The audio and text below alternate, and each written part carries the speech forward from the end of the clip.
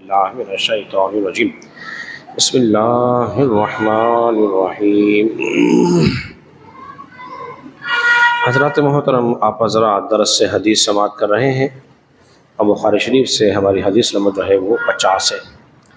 कल इस हदीस नंबर 50 का मैंने इब्तिदाई हिस्सा अब हज़रात के सामने बयान कर दिया था और चलते हैं इसके दूसरे हिस्से की तरफ, जिसमें 5 चीज़ों का तज़किरा है। उन 5 चीज़ों में से जिसका इल्म सिवाय अल्लाह के किसी और के पास नहीं है, वो 5 चीज़ें कौन सी हैं? क़यामत कब आएगी, बारिश कब होगी, माँ के पेट में क्या है, बंदा कल क्या करेगा और कहाँ मरेगा। ये वो चीज़ें हैं जिनका तज़किरा इस हदीस के आखिरी हिस्से में हो रहा है। हज़रात मोहतरम, इस बात को समझने के लिए ये बात सबसे पहले समझ लीजिए कि अल्लाह तबारक व तआला आलिमुल गैबी व शहादा है। तमाम गैबों का जानने वाला अल्लाह तबारक व तआला है और अल्लाह की अता से अल्लाह तबारक व तआला इसको चाहे अता फरमा दे। कुरान मजीद फुरकान हमीद में भी है, आलिमुल गैबी व शहादती फला युज़हिरु अला गैबिही अहदन इल्ला मन इर्तदा मिर रसूल। अल्लाह तबारक व तआला अपने इल्म पर किसी को मुसल्लत नहीं फरमाता सिवाय अपने पसंदीदा रसूलों के। जिसको चुन लेता है उसको इल्म गैब अता फरमाता है। ये कुरान मजीद फुरकान हमीद की आयत करीमा है। ज़ाती तौर पर इन 5 चीज़ों का इल्म सिवाय अल्लाह के किसी और के पास नहीं है। अज खुद बखुद जानने वाला अल्लाह तबारक व तआला है और अल्लाह की अता से जानने वाले उसके बंदे, उसके रसूल हैं। इनमें जो सबसे पहली बात है वो ये है कि क़यामत कब आएगी। इस क़यामत का इल्म किसी के पास नहीं सिवाय अल्लाह के। लेकिन एक हदीस जहन में रखिए, वो ये, इस हदीस को बयान करने से पहले एक बात जहन में रख लीजिए, वो ये है कि अल्लाह तबारक व तआला के हबीब अलैहिस्सलाम अल्लाह के हुक्म के पाबंद हैं। क्या है बोलिए? अल्लाह के हुक्म के पाबंद है। वो वही कहते हैं जो अल्लाह हुक्म फरमाता है। जब अल्लाह ने ही नहीं चाहा कि महबूब तुम क़यामत का इजहार फरमा दो, किस दिन आएगी, किस तारीख को आएगी, तो हुज़ूर अलैहिस्सलाम ने उसका इजहार बोलिए नहीं किया। हाँ, उसकी अलामतें हुज़ूर ने ज़रूर इरशाद फरमाई। अब हदीस में उसकी अलामतें मैं बयान कर देता हूँ, चंद एक हदीस मुबारक आपके सामने पेश कर देता हूँ। हज़रत अबू हुरैरा रज़ियल्लाहु अन्हु से रिवायत है, ये हदीस बुखारी के अंदर मौजूद है 7118। क़यामत उस वक्त तक कायम नहीं होगी जब तक के अर्ज़ हिजाज से ऐसी आग नमूदार न हो जिससे बसरा के ऊँटों की गर्दन रोशन हो जाएगी। दूसरी हदीस के अंदर ये है, ये हदीस मुबारक जो है मुस्लिम में मौजूद है 29 जो है वो 23 है, इस हदीस का नंबर है।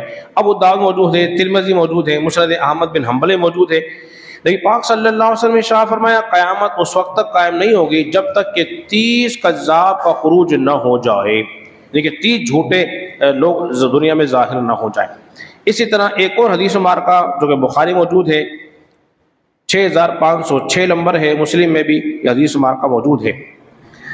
नबी पाक ने फरमाया कि जब तक क़यामत उस वक्त तक कायम नहीं होगी जब तक कि सूरज मगरिब से तुलू ना हो जाए, और जब सूरज मगरिब से तुलू होगा तो उस वक्त लोग ईमान लाएंगे, और जो उससे पहले लोग ईमान न लाएंगे तो उनका उस दिन ईमान लाना जो है वो नफ़ा न देगा।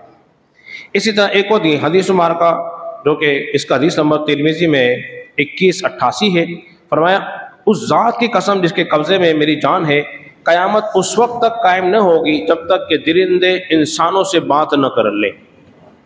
अब ये 4 हदीस मुबारका मैंने आपके सामने बयान कर दी है।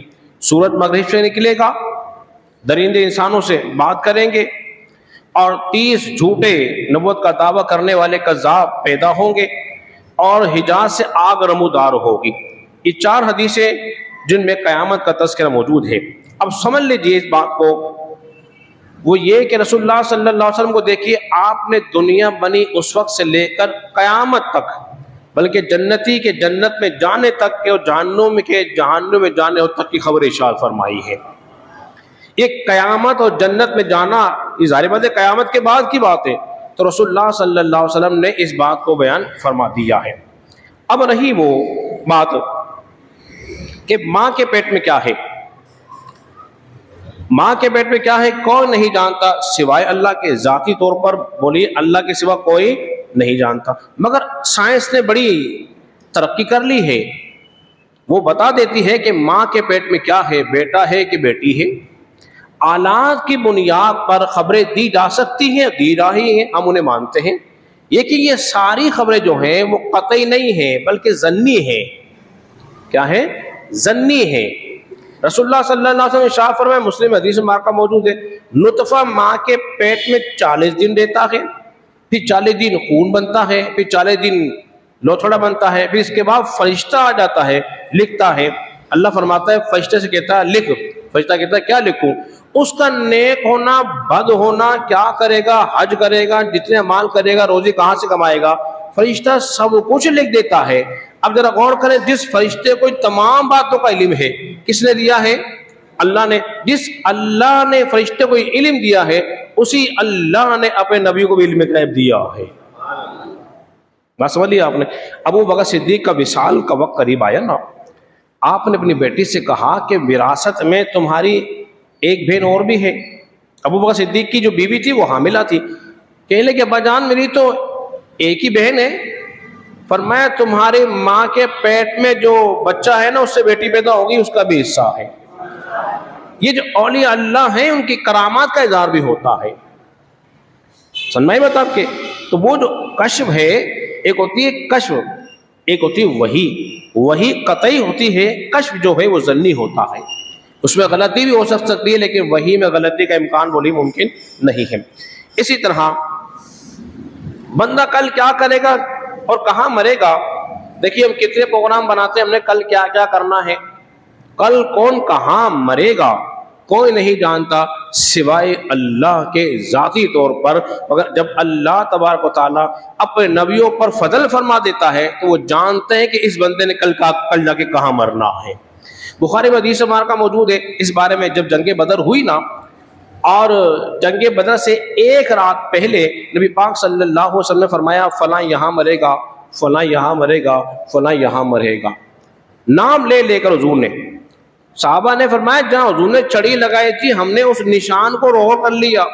कुदरत खुदा की देखिए, जब जंग बदर हुई सुबह में वो शख्स वही मरा जहाँ हुजूर ने बयान फरमाया था। तो अल्लाह के अता से रसूलुल्लाह सल्लल्लाहु अलैहि वसल्लम इस बात को ही बोलिए जानते हैं। अब रही कि बारिश कब होगी, अब कब बारिश नहीं होगी, इस बात का समझ लीजिए कि इसका हकीकी जानने वाला अल्लाह है। अल्लाह के सिवा कोई भी बोलिए नहीं है। मगर साइंस ने बड़ी तरक्की कर ली है, उसने बड़ा उरूज पा लिया है। वो सालों पहले बता देती है कि सूरज गिरहण कब होगा, कितने मिनट पर होगा, कितनी देर के लिए होगा, किस साल में होगा, किस दिन में होगा, किस वक्त होगा, चांद ग्रहण कब होगा। इसी तरह आलात की बुनियाद पर महकमा मौसमियात वाले खबरें देते हैं, बारिश फला इलाके में होगी, इतनी मिलीमीटर होगी, इतनी तेज होगी और इतनी रफ्तार से होगी। तो ये भी तो खबरें दे रहे हैं। इनकी खबरें हम सच्ची मान लें और अल्लाह के रसूल की खबरों पे हम शक करना शुरू कर दें, तो बोलिए ये कोई अकल में आने वाली बातें हैं? नहीं आती।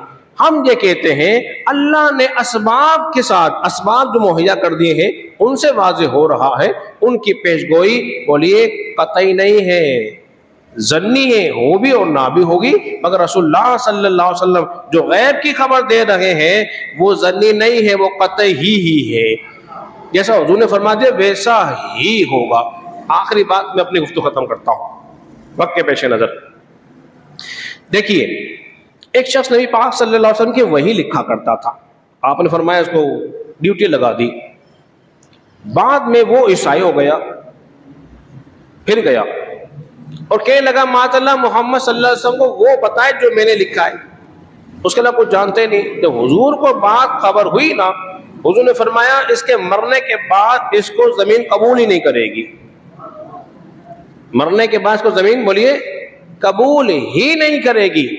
उसके दोस्तों ने उसको दफनाया, कब्र खोदी, लेकिन क्या देखा, अगला दिन फिर कब्र से बाहर, फिर मिट्टी डालते, घेरा गड़ा खोदते, फिर दफनाते, अगले दिन फिर बाहर।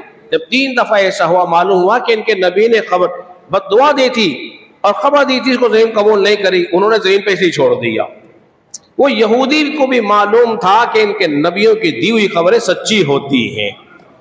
तो अब मालूम यह हुआ कि अल्लाह ताला ने अपने नबियों को इल्म गैब अता फरमाया है। अल्लाह रब्बुल इज्जत के बारे में दुआ है, अल्लाह समझने की तौफीक